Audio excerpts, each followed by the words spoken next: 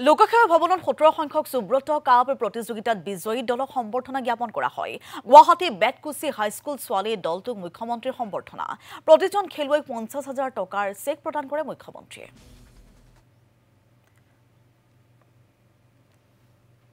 আমাৰ সন্মুখত থিয় হৈ থকা খেলুৱৈসকল হ'ল এইবাৰৰ সুব্ৰত কাপ আন্তঃৰাষ্ট্ৰীয় ফুটবল প্ৰতিযোগিতাত বিজয়ী দল আৰু এই বিজয়ী দলটো হ'ল গুৱাহাটীৰ বেতকুচি হাইস্কুলৰ। সুব্ৰত কাপ হৈছে ভাৰতৰ এখন 15 বছৰৰ তলৰ আৰু 17 বছৰৰ অনুৰ্ধৰ জুনিয়ৰ গাৰ্লছ এটা টুৰ্ণামেণ্ট আৰু ইয়াৰে যিটো 64th সংস্কৰণ 17 বছৰৰ অনুৰ্ধ জুনিয়ৰ ছোৱালী শাখাত গুৱাহাটীৰ বেতকুচি হাইস্কুলৰ টিমটো বিজয়ী হৈছিল। নতুন দিল্লীৰ আম্বেদকাৰ ষ্টেডিয়ামত এই খেল অনুষ্ঠিত হৈছিল।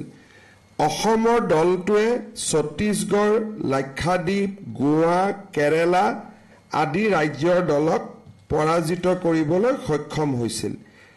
চূড়ান্ত খেলত অসমৰ বেতকুচি হাইস্কুলৰ দলটোৱে পশ্চিম বংগৰ নন্দজাৰ আদিবাসী পাচিলি হাইস্কুলৰ দলটোক 3-1 গলৰ ব্যৱধানত পৰাজিত কৰি চেম্পিয়ন হয়।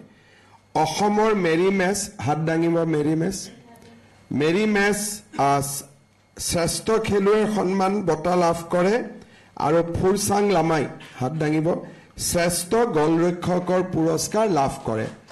আজি আমি এখেতসকলক গাইগুটীয়াকৈ 50,000 টকাৰ এটা অনুদানেৰে সম্বৰ্ধনা জনাবলৈ ইয়ালৈ মাতিছোঁ। মই আমাৰ মন্ত্ৰীসকলক ৰিকুৱেষ্ট কৰিম সকলো একেলগে আমি এটা গ্ৰুপ ফটো ল'ম।